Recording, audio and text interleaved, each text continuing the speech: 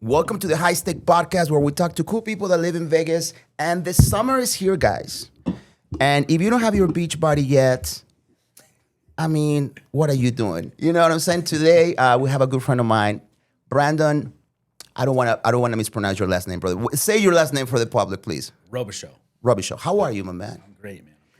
Let's get a little closer to the microphone, brother. Thank you so much. I appreciate you coming in here on a beautiful day today. The summer is here, bro. Summer's here. You look super jacked. Let me introduce you a little bit. It's a shirt. Is it the shirt? Let me introduce you a little bit. You are more than a coach, brother. As I've known you throughout a couple of years now. It's been a minute. It's been a minute. Yeah. You are a professional bodybuilder. Yep. And you're a fitness coach, but you also are into making people better. Yeah. So we'll dive a lot into that. But before we start, all of this, brother, everybody knows you. Everybody who's going to see this knows who you are. And if you don't know who he is, I'm just telling you. But for people that don't know yet, who are you outside of the fitness world? Where did you start? First of all, let's start with, since we are in Vegas, why Vegas? Are you from Vegas? I'm not from Vegas. I'm actually originally from Louisiana, but I grew up in Alaska. Okay. So we moved around a lot when I was a kid. We were an oil field family, so we were kind of all over the place, California, Alaska. When I was 19, I moved out to Texas, and then I moved back to Alaska, got homesick. Yeah. Came back and ventured out when I was around 35, I think. Moved out to Utah and then settled out here in Vegas. I actually When did you get here in Vegas? I got here in 2018. 18? Yeah. I mean, to be honest, we were driving through Vegas, going to a bodybuilding show in San Diego, and I was living in Utah at the time, and really wanted to change a pace. When we drove through here, it was like, man, this place is cool.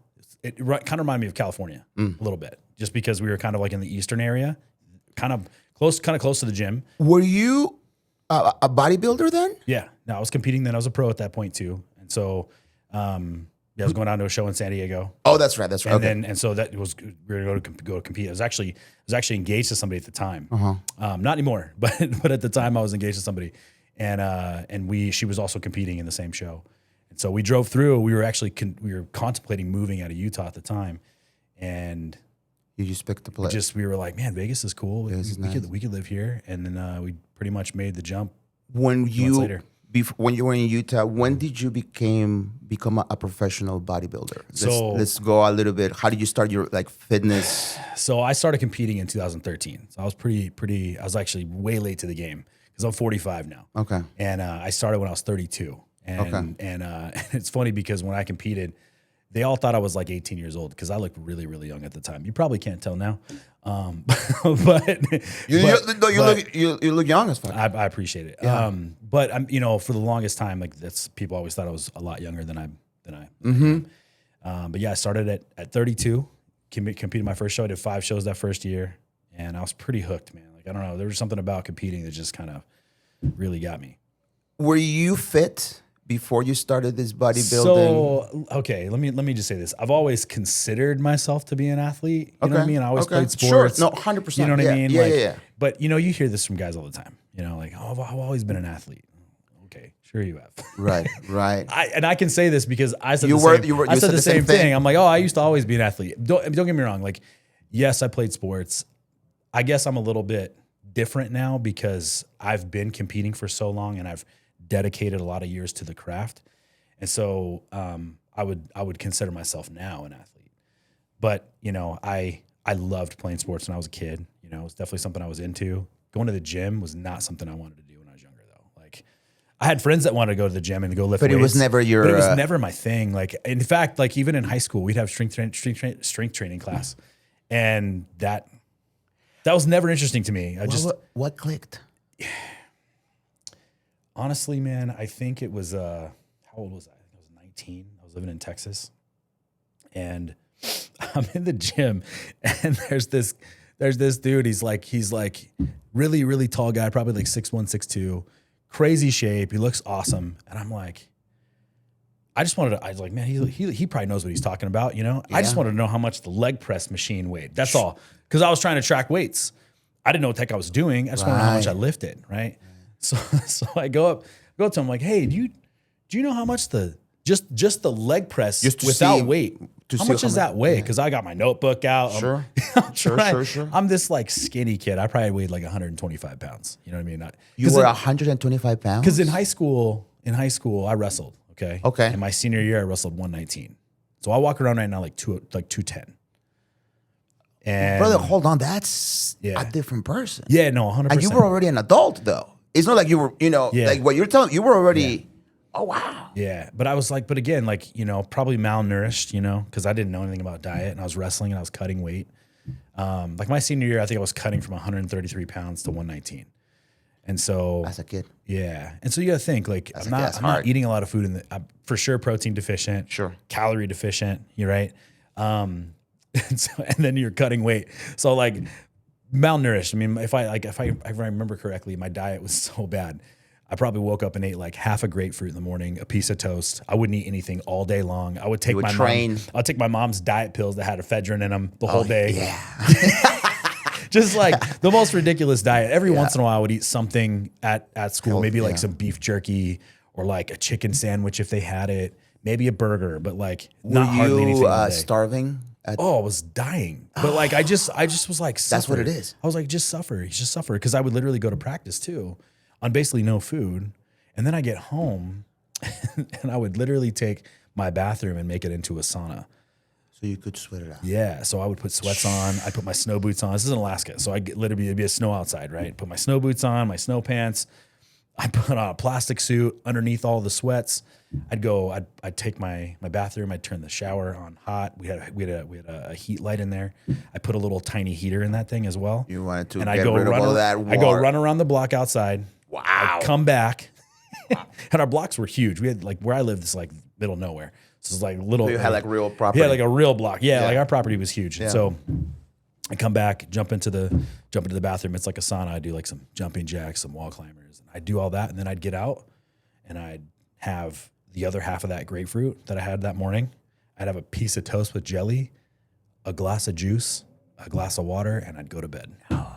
That was like my nighttime routine. That was in high school? That was in high school. Do you think that competitive, because that very obviously you have a very high competitive drive. Sure. Transposed to when you started to go to the gym and being like, okay, maybe I could do this, or I want to look like that guy, or. Here's the thing, man. I have always been such a. All right, so like, you probably did you grow up watching like Rocky movies? Sure. Okay. By the way, yeah. If you're, I'm gonna say something. I'm gonna get off. I think my generation, your generation, and I can debate anybody on this. We had the best action heroes. We did though. Sylvester. Seriously. Arnold. Yep. Chucky. Yep. Who else do we have? Jean-Claude Van Damme. Steven Seagal. Steven Seagal. Come on. I'll even put Bruce Willis in the mix. Yeah, you know what I'm Bruce saying? Sure.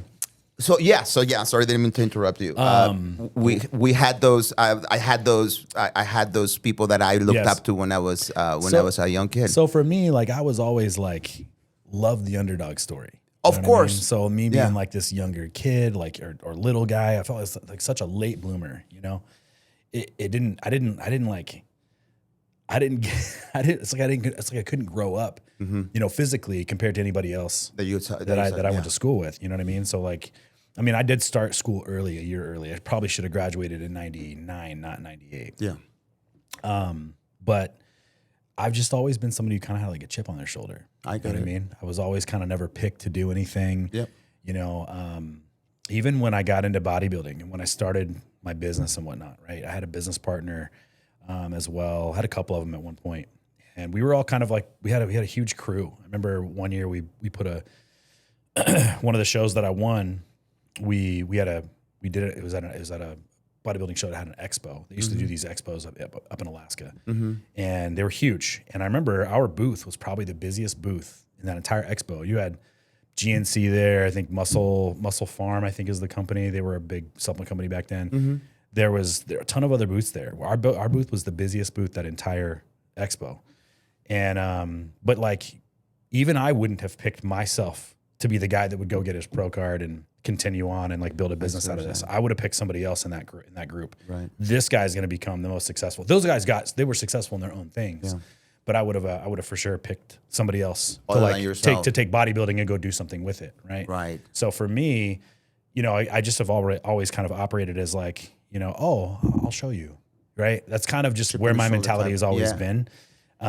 Because again, I just think that's how it's always been for me in my life, you know. So you become a professional bodybuilder, but then you went in. I mean, this is what you do for a living. Yeah. When was that whole jump into let me take this full force? Not coach. only am I going to be a professional bodybuilder, Right. I know that you have some brands under you and all of this stuff, but you also you decided as an entrepreneur, this is my life. When was that? That was scary. Brother. That was scary. Let's talk about that. Because I mean, there's so many different opportunities just from like salesman to salesman. Sure, right? sure. Like you told me you did real estate a little bit, right? I did mortgage. I was in the mortgage industry for a minute. I did a lot of things. I mean, I managed banks and I was in credit unions for years and I even did some home equity underwriting for a bit, which I actually really enjoyed, but I was terrible at it. I was so bad at it. No, I get it. Women are really good at being super, super meticulous and organized. Put a lot of attention to detail. They were amazing at that job. I was terrible. I loved the job. I thought it was great. I loved where I worked, but I was not good at it at all. I get it. That's when I made the jump to the mortgage industry, and I started getting into that. And but I was coaching at the time. And coaching had really taken off at that point, and I wasn't even really trying to like push it. It was at that point, coaching was. I always saw coaching as kind of a side gig, you know. Like when I first got into it, it was a little bit after competing. I really didn't feel like I wasn't the type of person that was like, oh, I'm going to do my first show and now I'm a coach. That's what everybody does now. People do a show and then all of a sudden they're a coach. When I did my first show, I had a bunch of people, friends of mine, that were like, hey, can you help me? Yeah, just by the nature of you being successful, they're absolutely. Like, hey, can you help me with my stuff? And I was like, you know, like I can try. But imposter syndrome was like, before that term ever existed, I had that, right? Well, let's hold on that, brother, because imposter syndrome is real. Yeah. However, I think at one point in our lives, in our careers as entrepreneurs, we have to believe in ourselves to the point like, we're that guy that we have to do this. Sure. So there's a thin line, right? Yeah, I mean, you obviously were successful at for me, I had at that time. This is like 2013. At that time, I'd only done one show. So you didn't feel comfortable. I had hired one coach, and we kind of had a weird, falling out. Like right at the very end of the time that we worked together. Yeah. There were just some things that had happened that kind of broke some trust there for me. Sure. So I worked with another coach for the next show. I did a show like 2 weeks later, 2 or 3 weeks later, whatever it was. And I kind of learned some things from him too, you know. And then when I was done, I was like, you know what? I really want to kind of like coach myself and like kind of figure this out. So I started doing my own research, my own stuff, and I basically was just testing it out on me. Yeah. And all the people that were like, hey, coach me. I was like, nah, I can't do that just yet. You know? Let me go back to the drawing board. So I basically, you know, did my first 2 shows, and then I took a break and I just focused on myself and trying to learn my body. And then once that happened, I did my next show and then my next show. And I think I did 5 shows that year. So I did 3 shows in the fall, and I won that last show of the year because my placings got better and better every time I stepped on stage. The last show of the year is when I won my first show. And then I was like, okay, you know what? I'll take some people on limited basis. But man, like, and you still had your gig. You still had your my full-time gig. In fact, I was in IT at this time. I was working for a credit union, and I had been in the sales aspect for so long. I'd managed, and I was kind of done with that. And I wanted to transition into something a little bit more technically savvy, right? And I've always had an affinity for like technology and IT. So that's what I was literally going to school as well at the same time. So I was a full-time dad, full-time bodybuilder, full-time employee, doing all these things, entrepreneurship, right? And so I was just hustling. And then I was like, oh, you know, I'll take on coaching as well. But I saw it as like, let me do case studies. And so I really didn't want to charge anybody. And I remember the first client that I took on, she's like, no, I'm going to pay you something. And I was like, all right, $35 for 6 weeks. So that's how much I charged in the beginning, $35. I think anybody would take what I do now for $35. You know, I honestly, for me, like when I had people reaching out, asking questions about coaching, that's where it was like, it kind of clicked. And I was like, maybe this can turn into something down the road, you know? So for me at that point, I just kind of started to become a student and I just really started studying it. And it's a passion at this point. You know what I mean? Like now at this point, I just love helping people. Like I love being an athlete and I love pushing what I do. It's great. But man, when I get to help people become their best self, that's like the thing for me. I'm guessing leaving an IT gig to do this. Yeah. Being a dad and having responsibilities, I mean, it must be nerve-wracking financial wise. Once you made that move. Yeah, because again, because now you're self-made, you're an entrepreneur. At this point, like you're basically creating paper. How was which is the story of every entrepreneurship situation, right? Is we don't know when the next dollar is going to come from. Right. How was that, brother, on your mind? I mean, you're on your mindset, which I know you have a very strong mindset because otherwise you wouldn't look the way you do. But guide us a little bit of how, because I'm sure it was good, but then there's also bad days. Well, yeah, I mean, like, it was scary because, and I'm sure you probably dealt with this too at one point, but I know like when I was transitioning, because I actually went from sales, IT back into sales, right? Pretty much, yeah. But I had always been recruited by companies that were commission-only sales. Oh, okay. So I would have, companies that were, different mortgage agencies, different real estate agencies. I would even have like insurance agencies reach out. So it was always on a commission basis. Yeah. So I mean, because when I was in the public eye, I'm like doing my thing, right? And I'd have people come in that I'd service, and they'd be like, "Are you happy here?" And they'd just slide their business card, and I'd be like, "Is this commission only?" And they're like, "Yeah." And I'm like, "Yeah, I'm good." Right. I'm okay. Right. Because it's scary, right? Because now you're like losing stable income. But I honestly look back at that and I'm like, man, I should have made the jump a long time ago. Because then you control what you can actually earn. Right? But you're stuck in a box when listen, you can get a 9-to-5. Yeah, I can go get a 9-to-5 tomorrow if I had to. Right? Yes. But I would honestly and I don't know if I should even say this out loud. But I'd want to unalive myself if I had to do that. And I don't mean that like in a literal sense, brother, but I just mean that like that would not be okay. I have nightmares about going back to work. Yeah, no, and that's what keeps me moving. Motivated. Right? That's what a great keeps motivator. me going because great it's motivator. Terrifying to think that I would have to go do that. And I know and I don't even want to sound offensive because I don't mean to offend anybody. Not at all. Not at all. I say that because to each their own, whatever they want to do. Yeah. Right. Well, and I also think we're talking about because of how great it makes us feel when everything is good, but what people need to understand too when we're entrepreneurs is sometimes it's really bad. Yeah. And I don't want to dwell on the bad, but it's not for everybody for sure. No, it's not. And it can be stressful because listen, I remember there were times that I would this is like really taking it back. I would pay all the bills, right? The paycheck I just get paid, pay everything, right? Cool. Haven't even gone grocery shopping yet. Yeah. I gotta go get groceries. Yeah. Me and my daughter, she's 5 years old. Yeah. Okay. And there's literally $250 in the account. Brother. All the bills are paid. There's only $250 in the account until the next payday. Yeah. And I'm like, okay, cool. Like, let's go make $250 work at the grocery store. Yeah. What are we buying this week? Yeah. Okay. Cereal, tuna fish, mayonnaise, Wonder Bread. Yeah. That's it. Yeah. That's all we get to have for the next 2 weeks. Yeah. Awesome. You know what I mean? Like my daughter's cool with it because she gets sandwiches and she gets cereal. Sure. Right? And we had peanut butter and jelly, so she could have peanut butter and jellies too. But like, no, like when I look back at that, I'm like, oh my gosh, man, like that's way more stressful than wondering when the next client's going to come.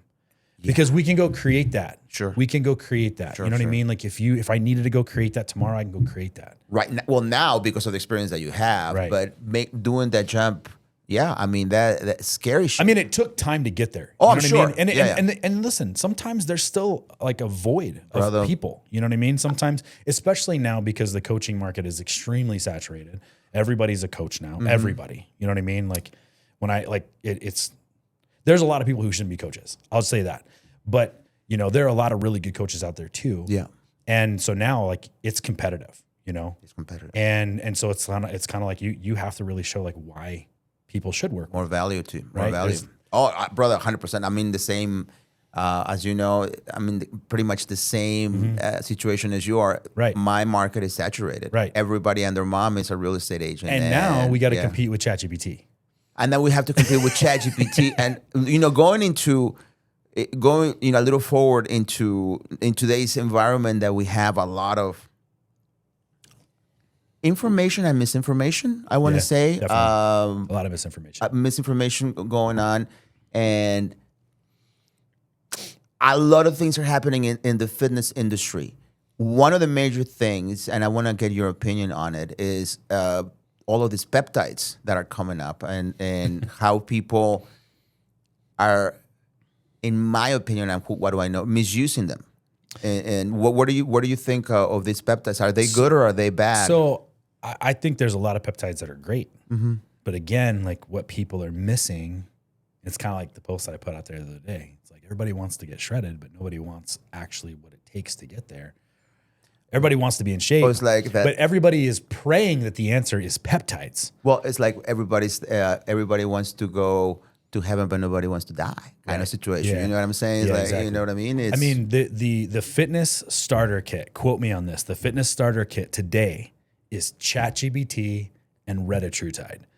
That's the starter kit. It is. It's the starter kit. At the end of the day, like this is what people, I mean, literally, this is every person I talk to. Oh yeah, I got my plan off ChatGPT and I got some Retatrutide and I got BPC 157 and TB 500. So I'm set.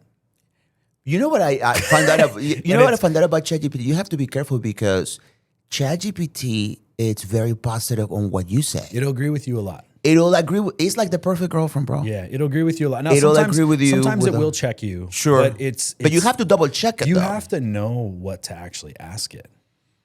You have to know how to ask it. So from a fitness aspect, if you're trying to get your plan off ChatGPT and you don't actually know the real questions to ask, right? Because think about it like this, and I just want to put it out there like this.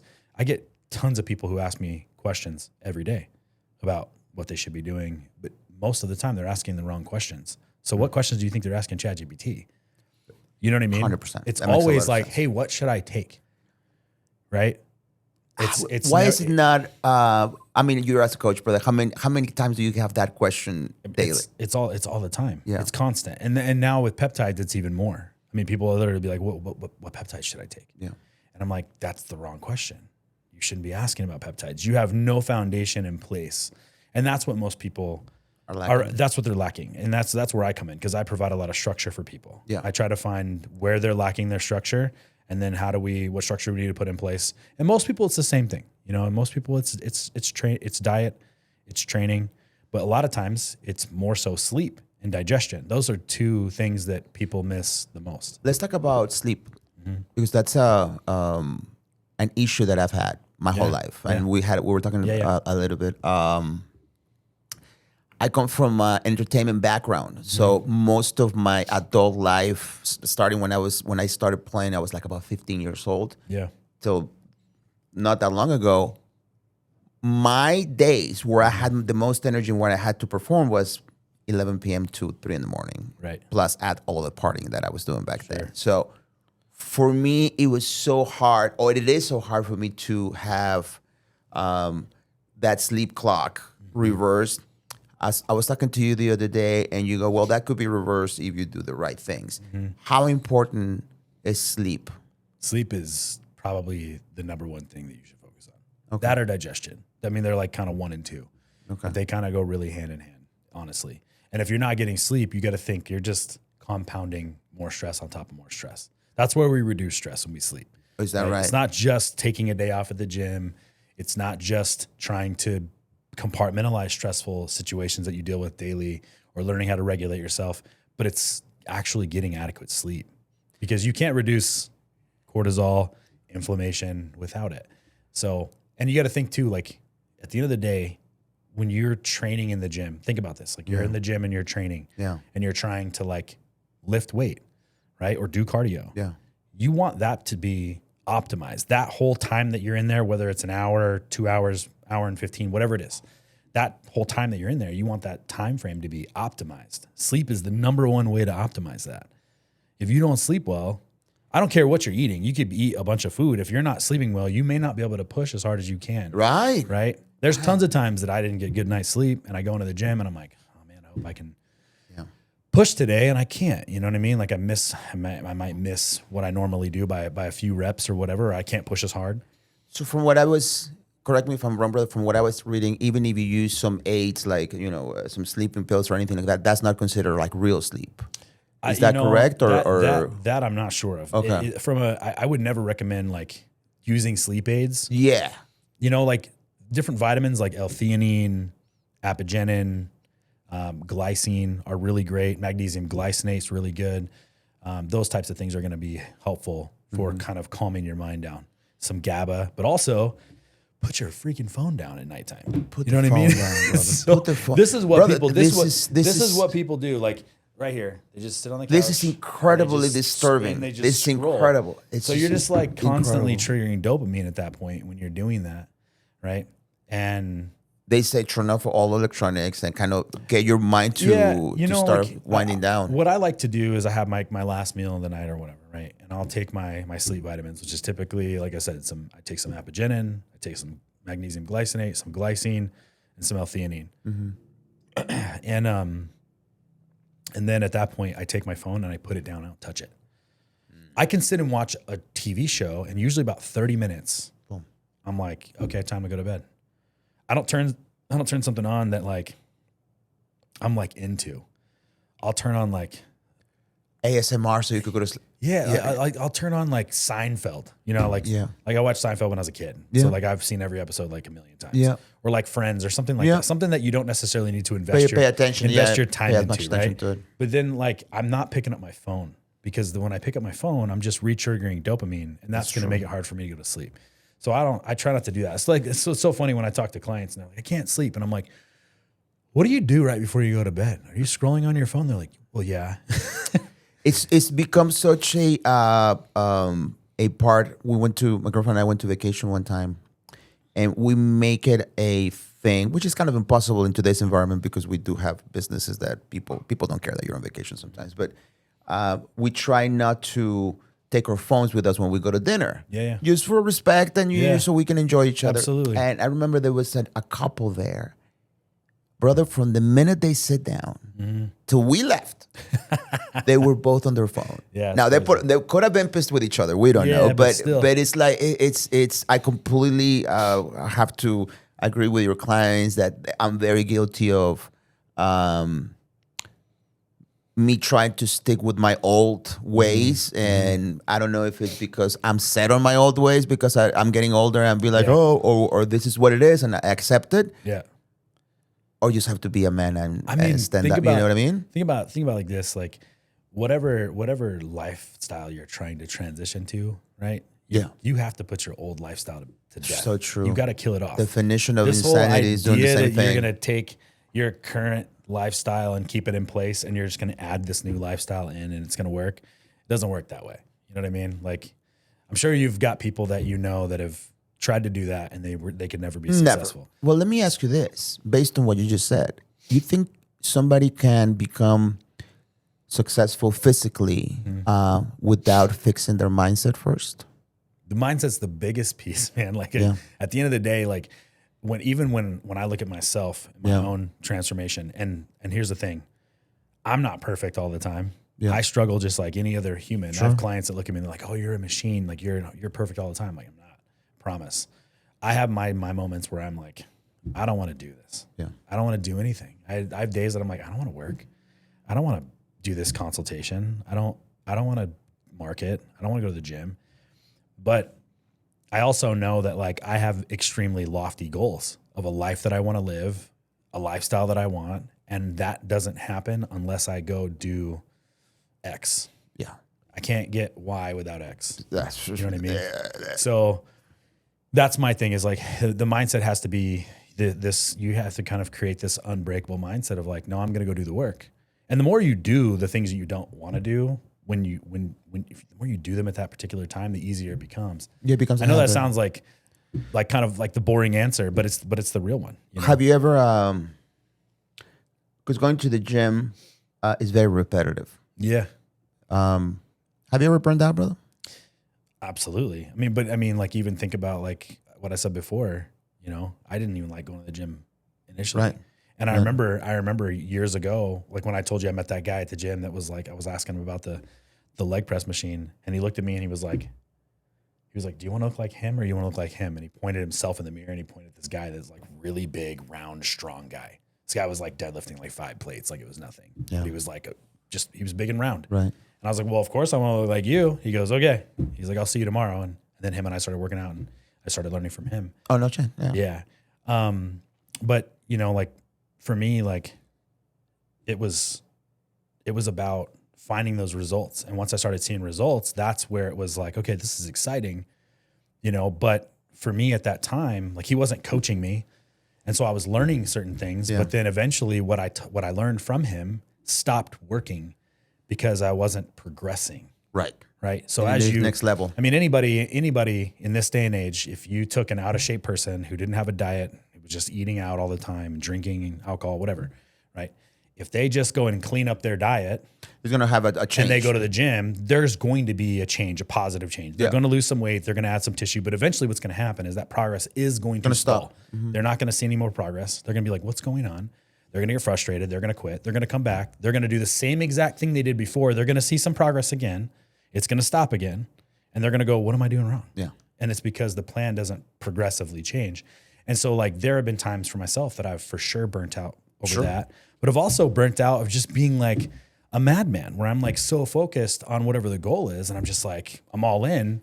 And then I kind of go, man, I kind of want a little bit of real life. Because for me, brother, when I burn out, it's very costly. I mean, it takes me out 2-3 months of concentration of where I need to be in my business. So I'm very cautious now that if I see that coming, because we're very ambitious, right? We were talking about it before the podcast, how, you know, we have all of these business ventures that we want to extend ourselves. Well, that also takes a lot of time, energy, and mindset, and a burnout could be very real as a business owner as well. I think at the end of the day, like you have to think of it like this, like there's got to be a part of you that has like somewhat of a passion for whatever you're doing. Yeah. Right. So it's easy to get burned out when you're doing something. Yeah. When you're doing something, it could be anything, right? Because you're giving out energy, you're pouring yourself into something. Like I have a passion for helping people, but sometimes I get burnt out doing that too. Of course. Right. And that's normal. Because you're constantly giving. But so like at the end of the day, you look at yourself, at least for myself, I'm saying, what am I giving back to myself? Right. Because that's a big piece. You got to pour back into yourself. So for me, like I love training.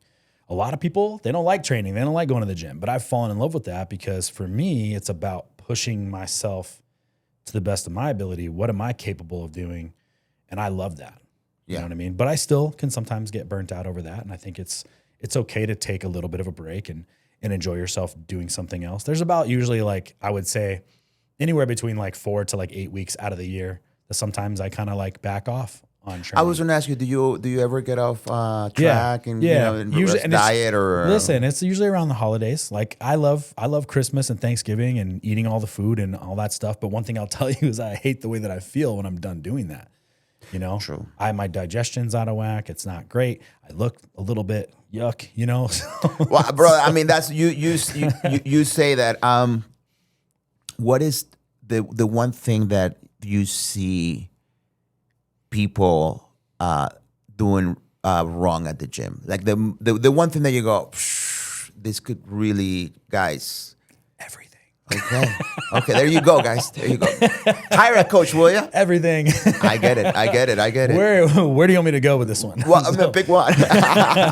There's so many things, man. Honestly, you know, most people struggle with just knowing what the heck they're doing in the gym. Yeah. Form is a big one. Most people don't know what they're doing with training. Yeah. The other one is most people are just like, oh, I hit 12 reps so I can stop.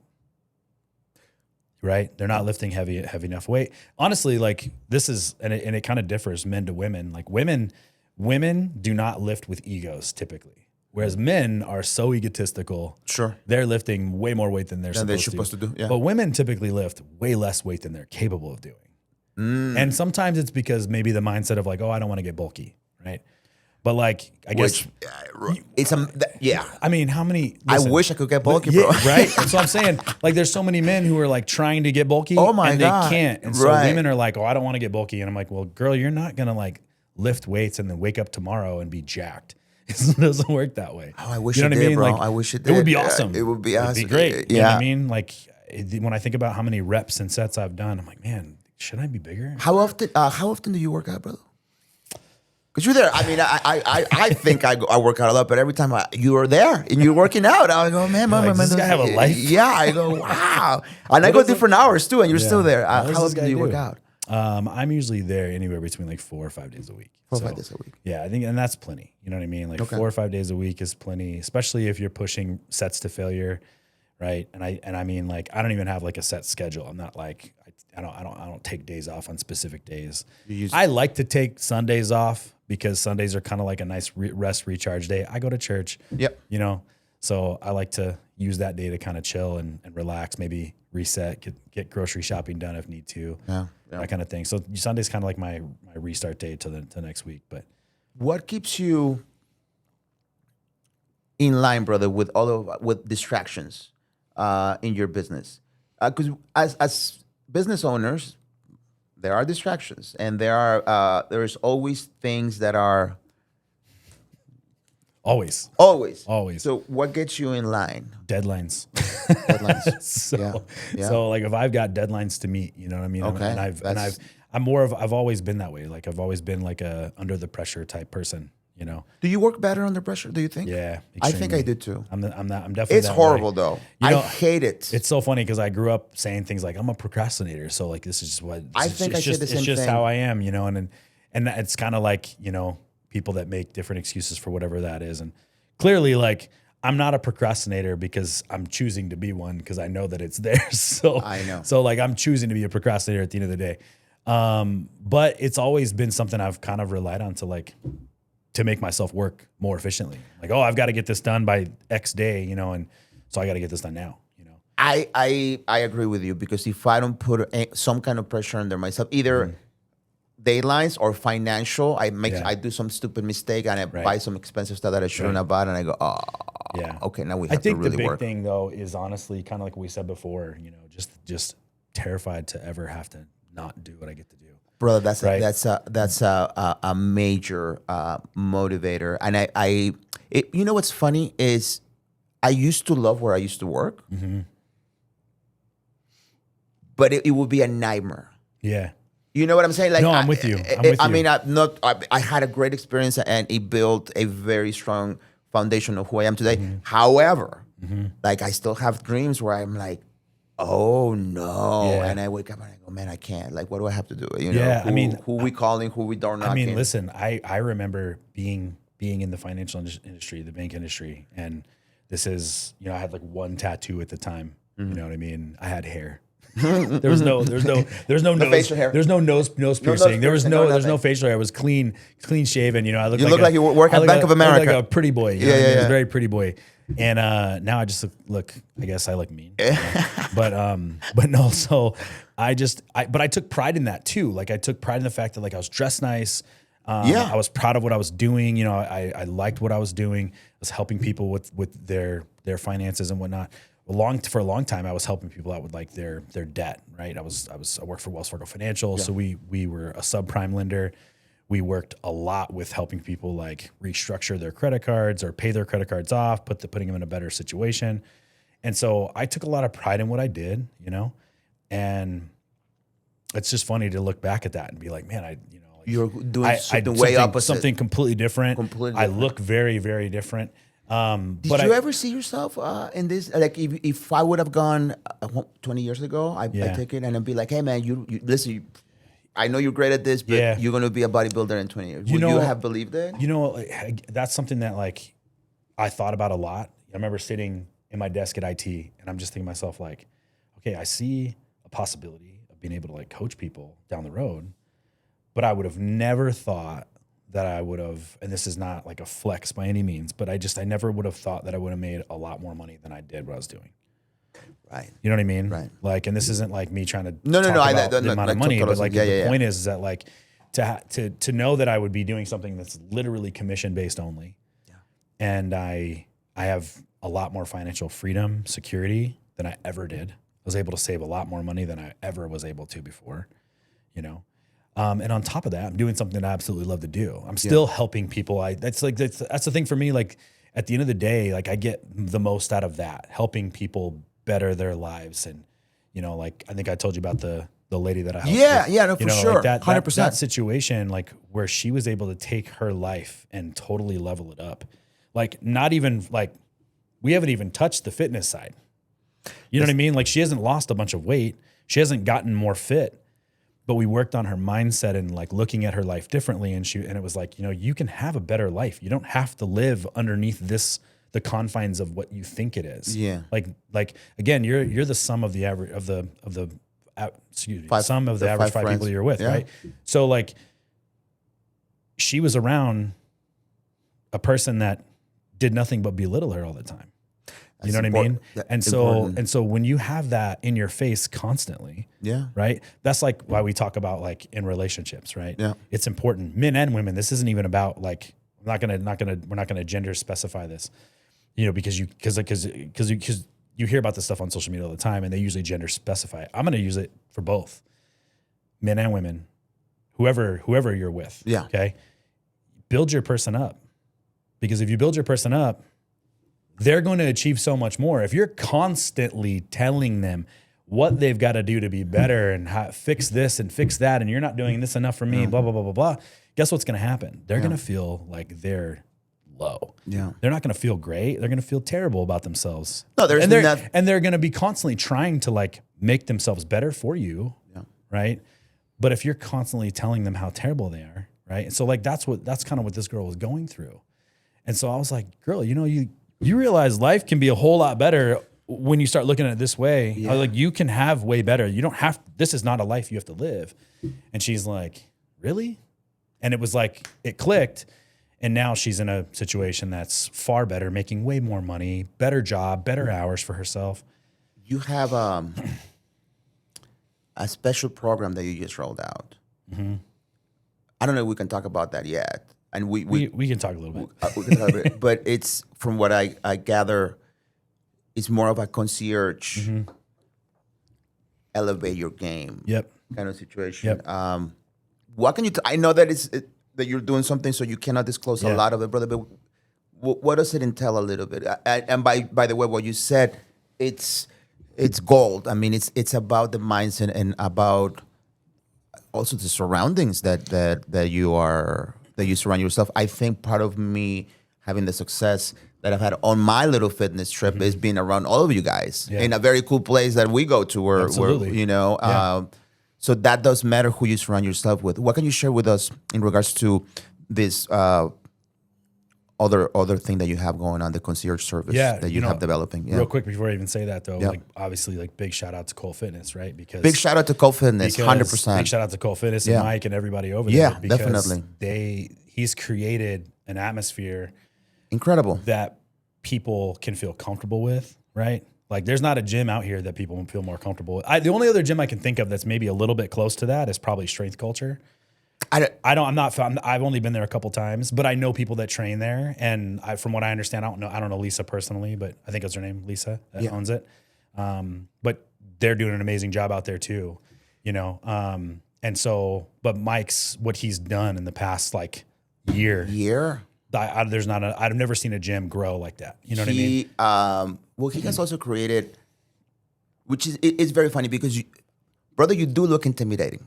You know what I'm saying? You do look intimidating, and from a guy coming from, I'm that guy that had no knowledge, right? And it's still, I mean, very new to this fitness, but you and everybody else who's a professional, because a lot of pros work there too, and they work out there.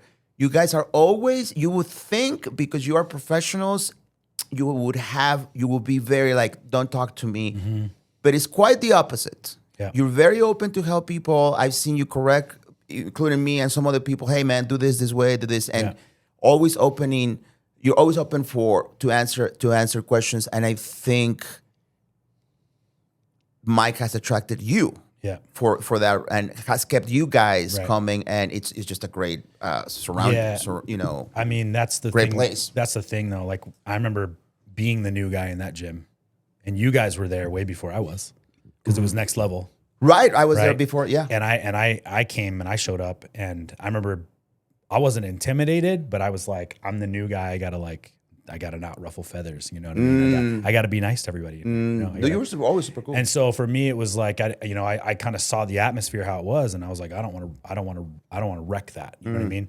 So now I think you have people like myself that are protective over the gym, right? Like everybody typically racks their weights, and I mean sometimes they don't, but sometimes you see everybody's very respectful. Everybody's pretty respectful. Very respectful. I think the worst thing, and Mike actually posted this.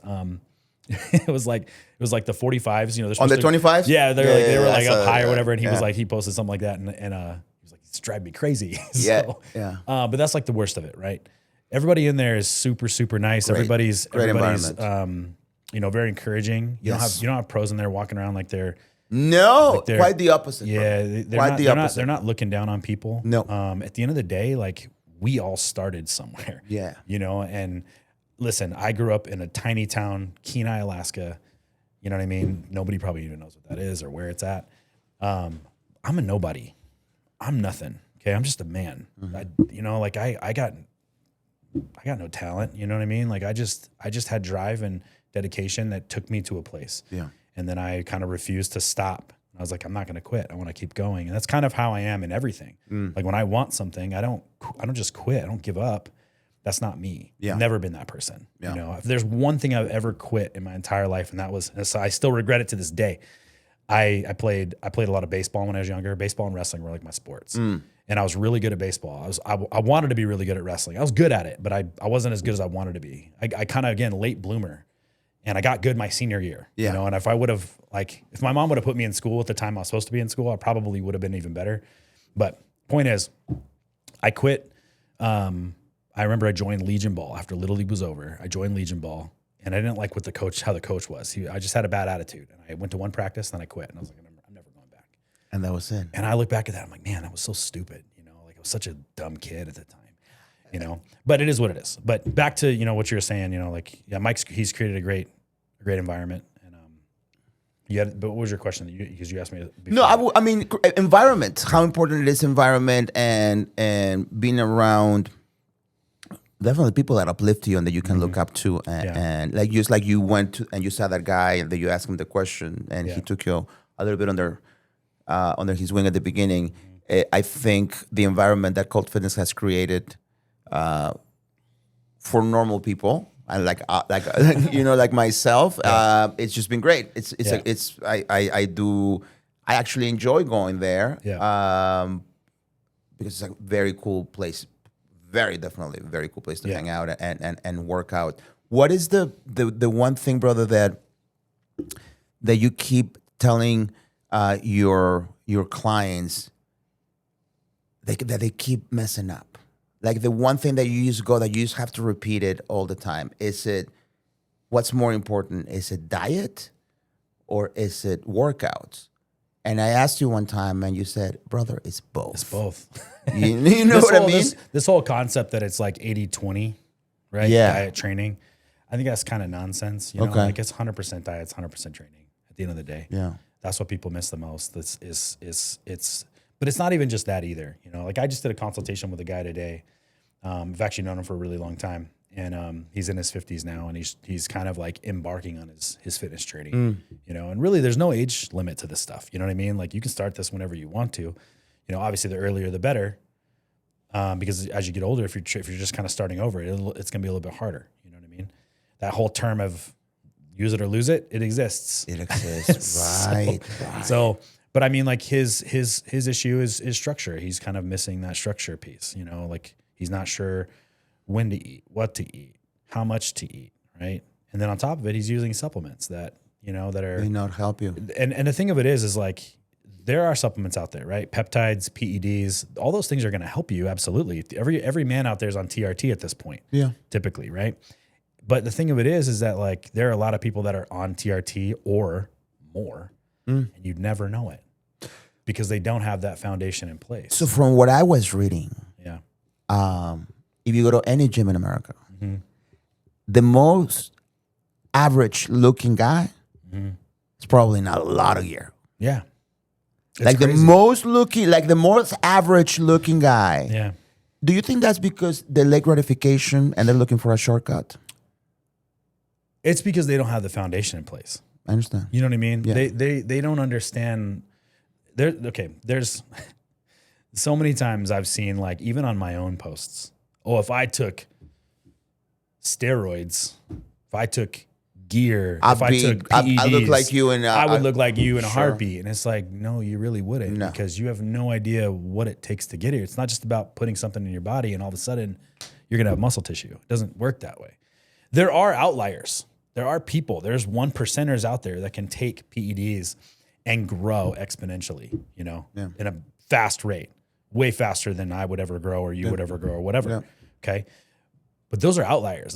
That's not common. It's just like in any industry, there's like, if that were a common thing, you'd see everybody. A million bodybuilders on stage, How, for a normal person, brother, that is looking to start their fitness journey and they see like a body like yours and they're not going to look like you, bro. It's just not going to happen. Like, let's be realistic. It's just not going to happen. Like you said, I mean, there's a reason why there's only a certain percentage in the world that people because you either have, have the structure or the discipline to do it, but they still want to get in shape. Yeah. Do you think this social media is hurting the image scenario of like impossible to achieve your body, or do you think it's a good thing to be like, look, this could be achievable? I'm such a believer that perspective is everything, right? Yes. So however you want to look at it is however you're going to look at it. So because I've been that person who used to look at social media. Yeah. I remember there was a show I was getting ready for back in 2015. I was living in Alaska at the time and I was doing a show out in California. And I basically, every single morning I'd go do my cardio. I'd get up at like 5 a.m, go down to the gym, I'd sit in the sauna, and I'd pull up hashtags of that particular show that I was doing. A lot of times it was like SAC Pro. So I'd look up hashtags SAC Pro because all the guys that were competing in that show would post their stuff and they would put hashtag SAC Pro. So I'm literally looking at all these dudes and I'm like, this guy's doing cardio, this guy's doing cardio. Okay, I got to go do cardio. You know what I mean? So like for me, it was motivational. Okay. It's like, okay, this guy's working. I got to go outwork him. I can't let him outwork me. So I use it as, you see what I'm saying? Like very, very perspective based. Like, okay, this is positively going to help me. Later on in life though, it became a negative thing for me.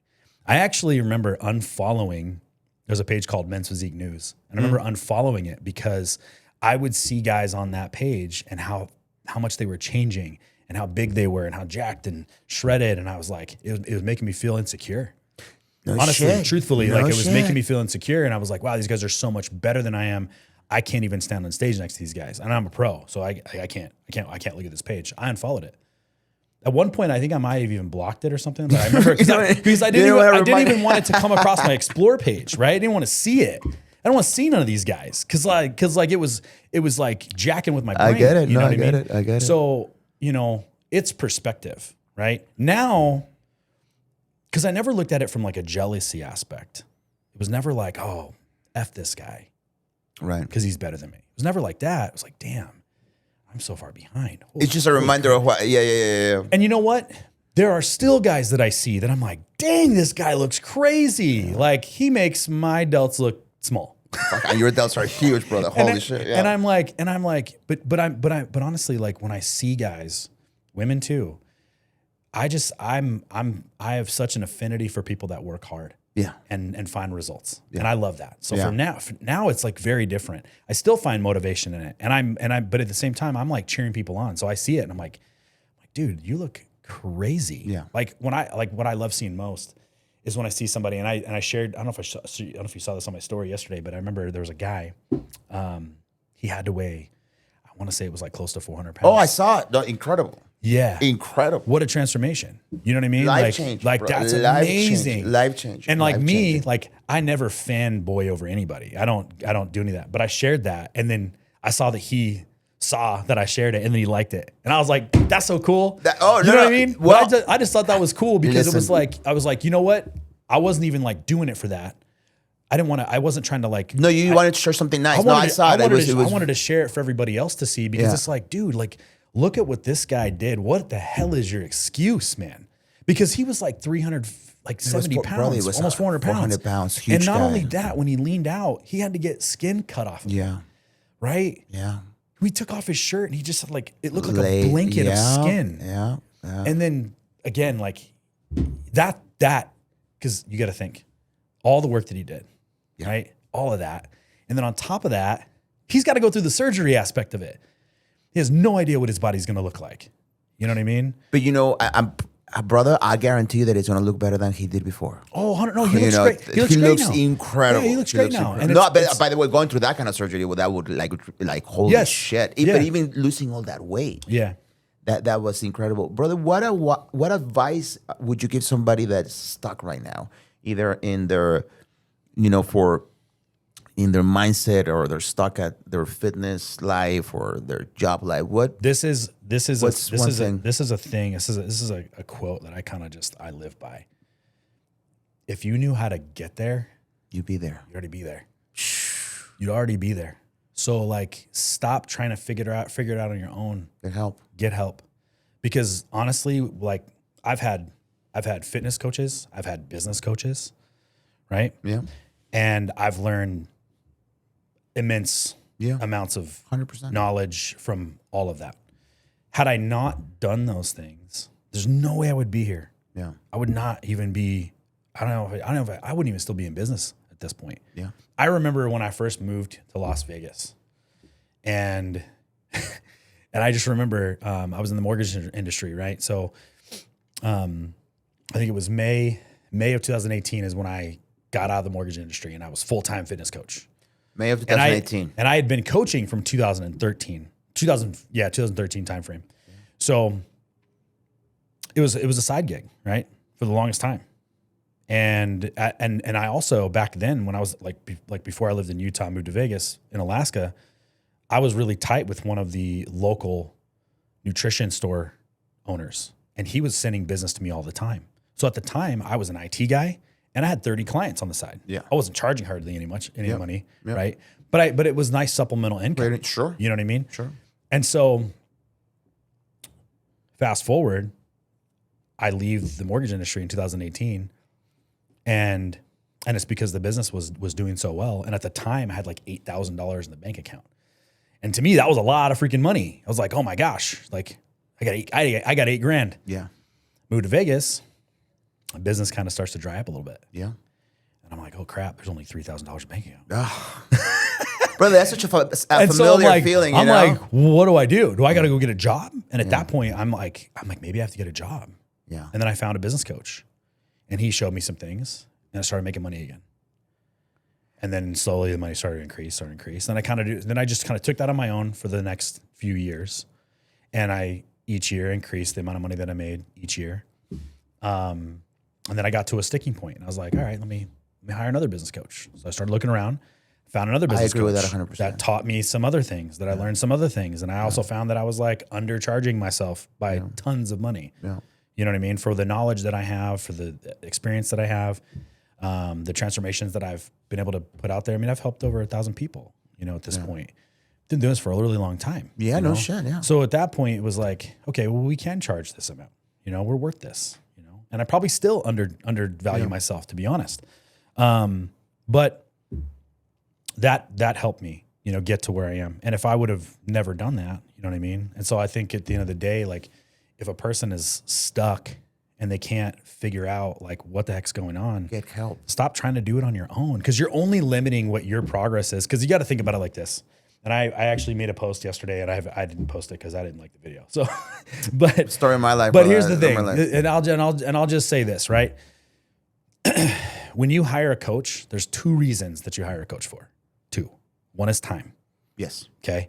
You're paying for time. Yes. Time is the most valuable thing in this world. 100%. Literally, it's the most valuable thing. 1000%. When you think about like if you're on your deathbed, what's the one thing you wish you had at that time? Time. You wish you had more time.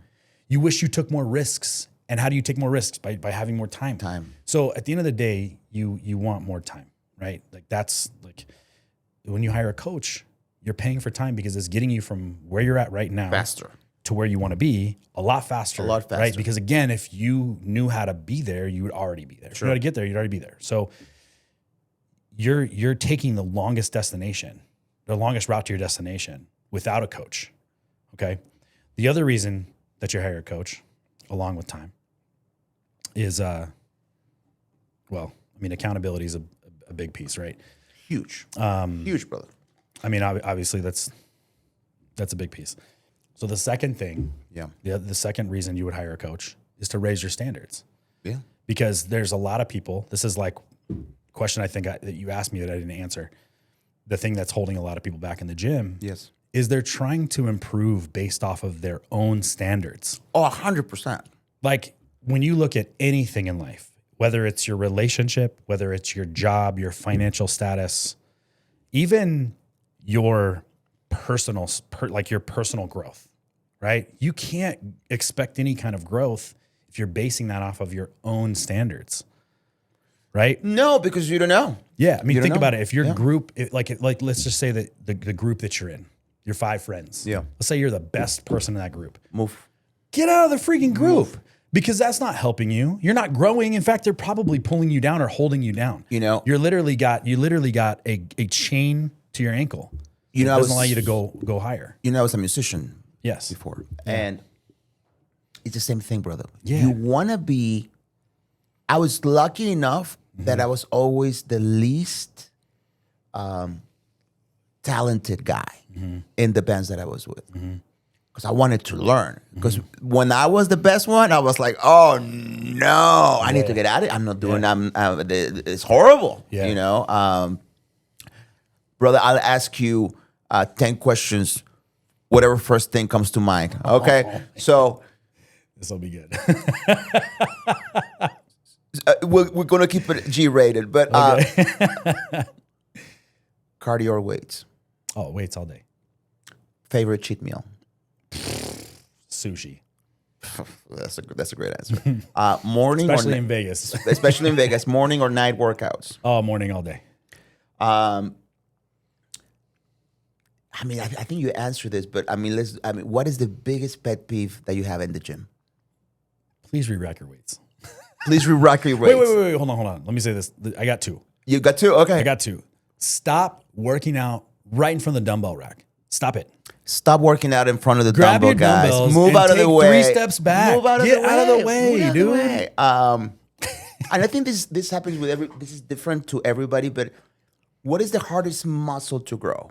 And is that different from everybody? Everybody's different, man, because we all have like a thing that like we're really good at. Okay. Right?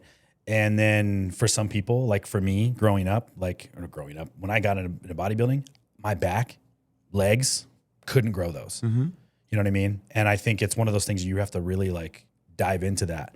You know what I mean? For legs, for me, it was very difficult because I hated leg day. Yeah. Because leg days are because what's fun about working arms and chest? You get a great pump. And you look cool. You look great. Legs? Unless your legs are already big, you don't look cool. Okay?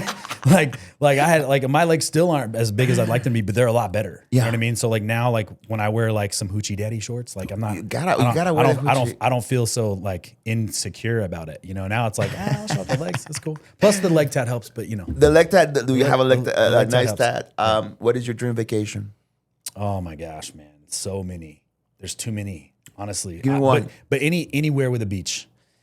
Anywhere with a beach. I don't care where it's at. It could be anywhere with a beach. It don't matter to me. It could be Florida. It could be Thailand. It could be Italy. I don't care. If you could describe bodybuilding with one word, what would that be? Hard AF. But maybe 2 words, fun. It's fun. Well, let's do the same with the word entrepreneurship. Both. The same exact thing. Same exact thing. Like, I would not change anything for the world. Yeah. I really wouldn't. Yeah. You know? Brother, what's in retrospect with everything that you have accomplished in this industry, and I think you already answered this question, but what is the biggest risk like you've ever took, getting here? As far as anything. I mean, I think leaving your IT gig was that was very risky. Well, I was in the mortgage industry, right? So when I left that job and moved out to Vegas, that was probably the biggest risk. Thankfully I was actually with somebody that was, had income as well. Yeah. But we were still pretty much living off of my income. Yeah. At the time. And so, but when we separated, it was like, okay. Yeah. Things just got real. Yeah. And I was by myself at that point. It was like, all right, I gotta make this happen. Yeah. And so at that point, it was all about trying to build a business and build a brand at that point. And it's just, it seems like it's like a forever thing, right?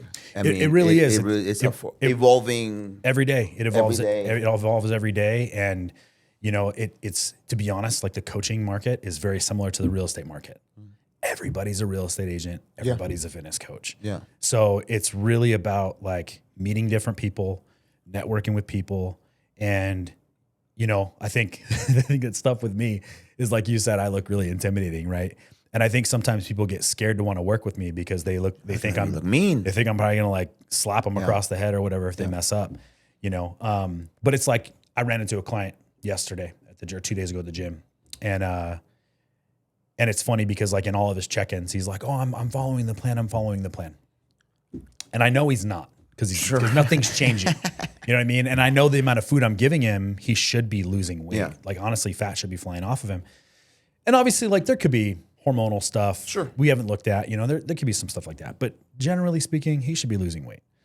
So I'm kind of like peeping him as I'm training because he's training while I'm training.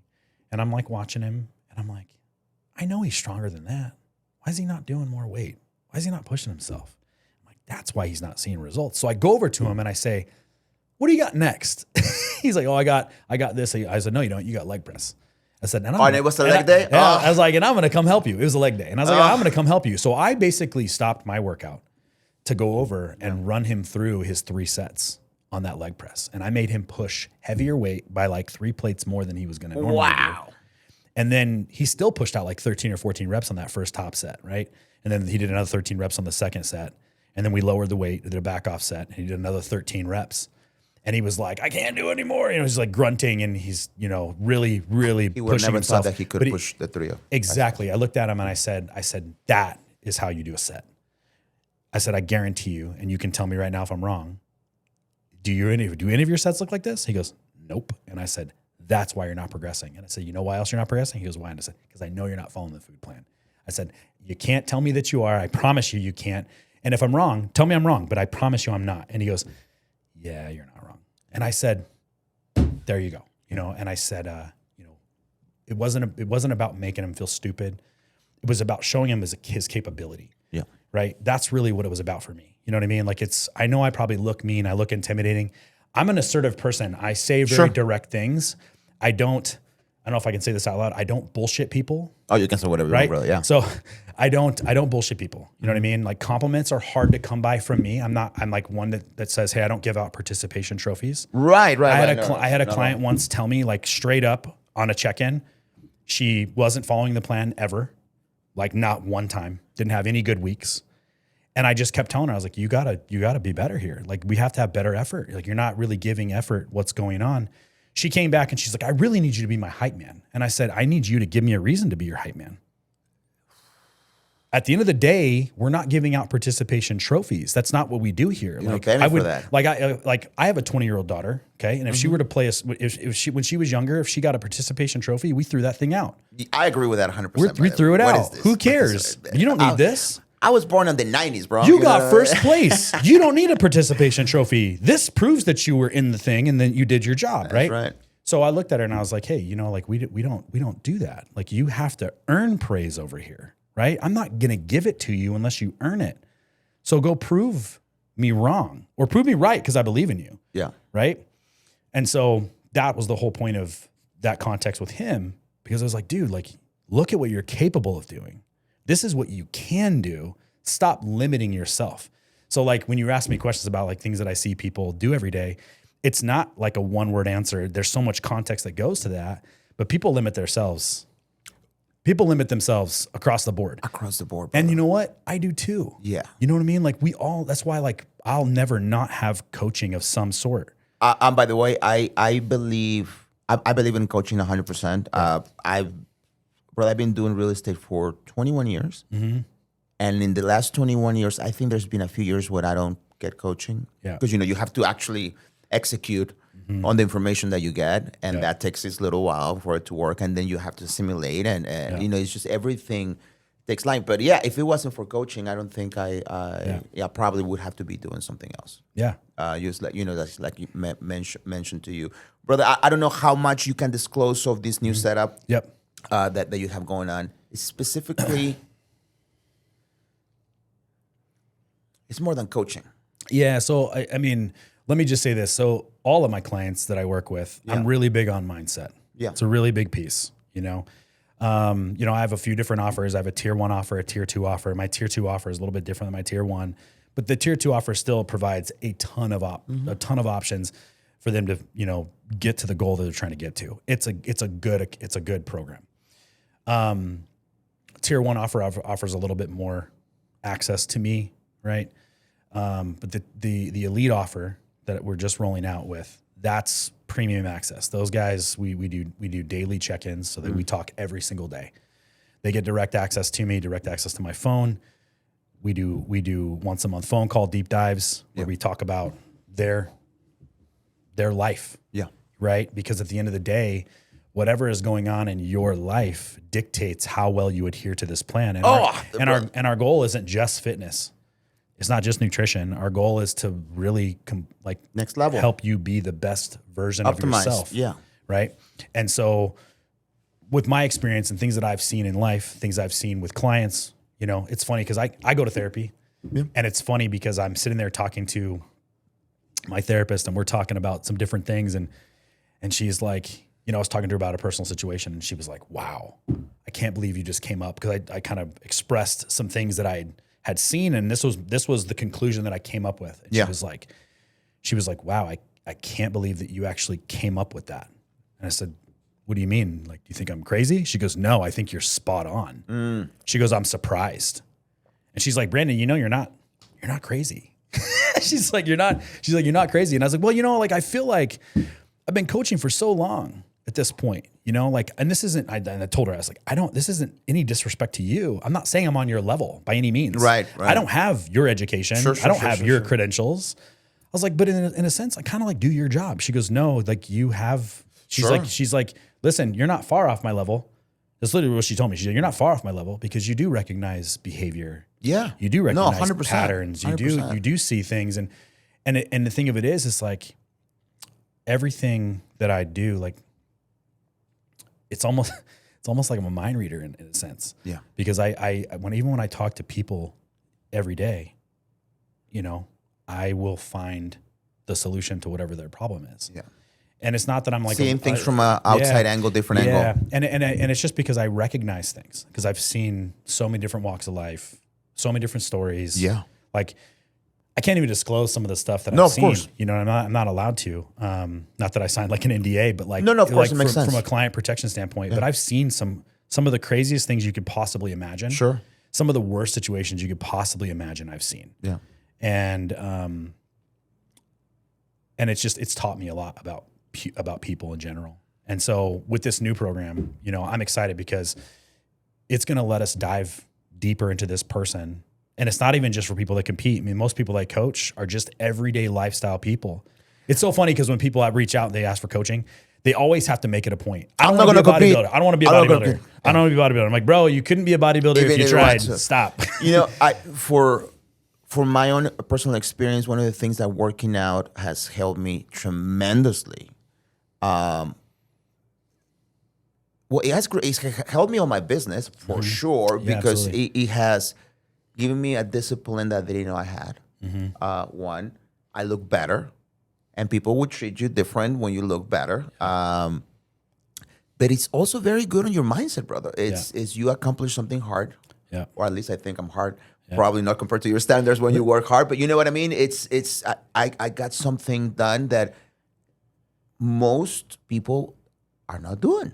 I mean, and then you know this when we talk when I said earlier about raising standards, right? Yeah, like our standards might be different in that area, right? But that doesn't mean your standards are poor, right? Okay, right. You've got higher standards than I do in some areas. I guarantee it. Right, that's a promise.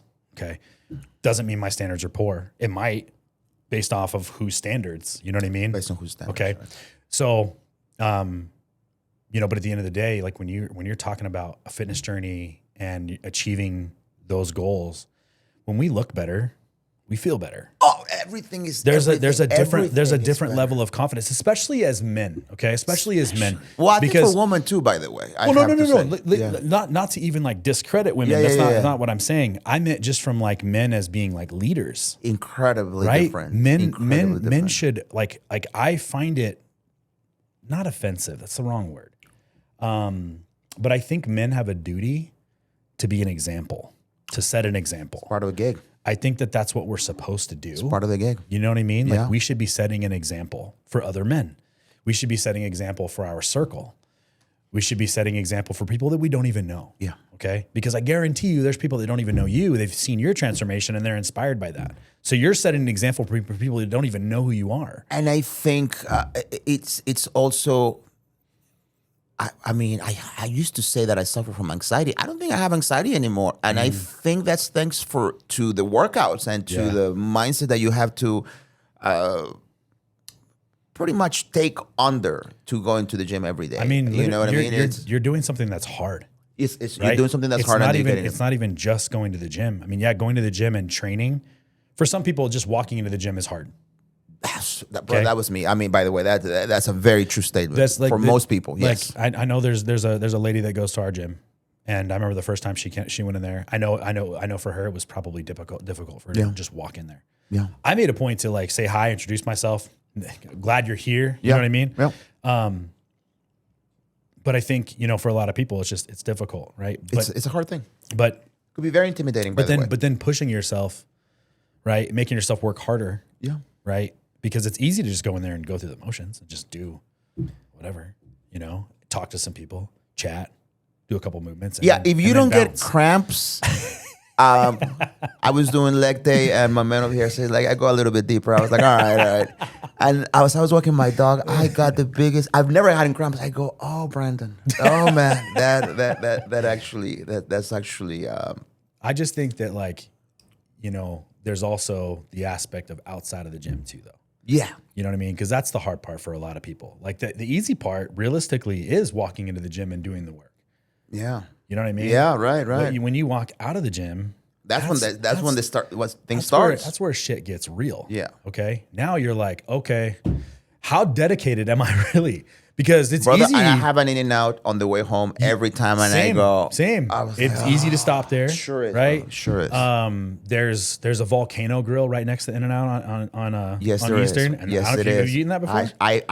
I've heard about it. I have never stopped. Listen, it's really good. Is it? It's hibachi. It's hibachi. It's good. By the way, shout out to Volcano Grill. Next to In-N-Out, across In-N-Out is Prince Street, 888. Have you the sushi place? Have you been? Sushi place. I've never. I think is it a poke place? No, it's okay, not across from it. Next to Starbucks, where the Flamingo and 215, the athletic club is on that shopping center. Okay. It's called 888. You go in there, brother. You have sushi's great, by the way, but they also give you the steak. Oh, okay. All you can eat. Oh wow! But you go there, it's like a 3-hour wait. So you have to go in there in like an hour where it's okay. Yeah. I pass through that shit every day, and every time I go, I'm starving. Thankfully, I have a very disciplined girlfriend that says no. We have ground turkey and rice at the house. Yeah. And brother, I eat that shit. Yeah. You know what I mean? Like I follow your and you eat the same stuff every day. Yeah. You know? Yeah. Dog food. I think my dog eats better than me, bro. I got to. Somebody called it dog food. Oh, you just eat dog food all day. And I was like, listen, my dog food tastes pretty good. I mean, you just got to get used to like, you know, understanding flavors and how to put flavor profiles together. Yeah. And then it's pretty easy to eat the same thing all the time. Isn't it? You know, you get used to your taste buds. Also, when you start to eat cleaner, at least for me. Yeah, absolutely. I start to really like. My breakfast is the same thing for the last year now, which is egg whites and oatmeal. Yeah. And brother, I welcome it, and I like it, and it feels great on my digestion. And if I don't need that, right, there's gonna be something going on. Like I'm gonna feel very bad. Like my stomach is gonna get bloated and whatnot. So I understand it more now. Right. If you would have asked me 5 years ago, right, I would have gone to Green Valley Ranch. And I would have gotten the Americano. And that's what the Americano was. It was like, you know, like pancakes with eggs and bacon. I mean, I didn't know any better. But well, let's actually say something about what you said a minute ago, though, right? About what? You said that you have a wife. Oh. It's like now we got this at home. Like you have like a support system. Oh, that's huge. The best support system. It would have been, it would without the support of the wife nothing. Because it's like think about too. Because I see this a lot. There's a lot of women that I coach that have husbands that are not on board. I think you have to be on board. You know what I mean? It's not that they don't approve of what their wife is doing, but the wife not only has to cook her food, but now she's got to cook food for the husband and the kids. And that's hard, brother. And I'm like, girl, you ain't got to do all that. That's so hard. Because I literally just had a conversation with a client about this. I was like, you know, you don't have to do that, right? Like, make them eat the same food you're eating. Yeah. There's nothing wrong with that. Teach your kids early, number one. 100%. Don't put your kids in the same position. And by the way, the stuff that you're eating, you call it dog food. It's really not. It's not dog food. It's ground turkey or chicken and rice and you know, or beef and rice. I mean, it's normal. Listen, food. I add seasonings to it. You know what I mean? I know, you do. No, I still make it taste good. Yes, it's not plain. It's not like I think that's a misunderstanding too. You know, chicken and rice. It's not a bland chicken. I think what a lot of people struggle with is they think like, okay, I've got to have a recipe, right? Like one of my clients was like, I gotta have recipes, and I'm like, you don't need a recipe. So this guy, he took his chicken, he took some bell peppers, put them in the pan, cooked them all together, and then he wanted to take a taco seasoning packet, right, which has a bunch of stuff in it. It's probably not great for you. It's not the worst thing ever, but it's probably not great for you. Sure. I got some chemicals and things like that that can totally disrupt digestion and whatnot. But he mixes that in there and throws some water in it, you know, and he's like, and then he throws his rice all in the mixture. And what's difficult about that is now you can't realistically measure that out. Yeah. Because you've got rice, chicken, bell peppers, and fluid that have created a heavy gravy. Yeah, heavy gravy. And I was like, you can't really measure this now. You can't measure the chicken. You can't measure the rice individually. I mean, you could take the chicken out and measure it, right? It's going to be a little bit wet, so it might weigh a little bit more. Or independently. But the rice, for sure, you can't measure at this point. Right? It's not the veggies. Who cares about the veggies? I mean, some people track veggies, some people don't. Sure. Veggies digest differently than rice does. You for sure need to track your rice. But I'm like, you can't really measure this. You know what I mean? At that point. And a lot of people, this is what they operate under. They're like, how do I have this and still see my goals? And it's like, well, you can, but you can't. Like what you should have done. And I told him, I was like, what you should have done is you could have made your chicken and veggies like this. And then add it to the rice. Add it to the rice. Like take your rice, measure it, put it in the bowl. Then take your chicken, measure your chicken, and then add your gravy and vegetables to that, and then mix it and eat it. Right? That's how you would do that in that scenario. Yeah. But a lot of people are trying to figure out a way to make protein lasagna. You know what I mean? Like when I'm on consultations with clients, you know, I always explain to them, you know, like when you fill out my intake form, I'm going to ask you for your top 3 favorite proteins, carbs, fats, fruits, vegetables, because I'm going to write your meal plan based on the foods you want to eat. I'm just going to give you sustainable. Yeah, because I want you to eat what you want to eat. And I teach macros. So not only am I giving them a meal plan, but I'm giving them a macro plan as well. So they know grams of protein, carbs, fats that they're going to eat every single day. And that might change daily. Okay. But I teach them how to be able to see that structure, but then change that meal plan if they want to, because they understand how they can do that from a macro standpoint. Right. But I want them to have that knowledge. Yeah. Because that piece is important. That way you have a little bit of variety. You don't have to be stuck Yeah, because that's, Eating the same thing every day. I think the reason why it's been sustainable for me is because of the macro adjustment. I mean, like, obviously, could I eat cleaner? Of course, bro. I think I could definitely, but I'm pretty dialed down because my food is pretty blah. Right. And I'm okay with it. Like, it has helped with my digestion completely. Yeah, and you probably feel a ton better. You know what I mean? Well, that's the thing nobody talks about. Yeah. I feel great. Yeah, when your digestion's digestion wrecked. is good, it's when there's it's something that I struggled before, but it's been very it's been very, very cool. Yeah, I'm the same way. Like if I eat something that's like off and it messes up my digestion. In fact, last night I had some cereal, and just because I was like, I had a little bit of this cereal left, and I was like, oh, I want to eat this, you know. And it was some cereal from Trader Joe's. It was like I don't know, I think it was like pecan maple something.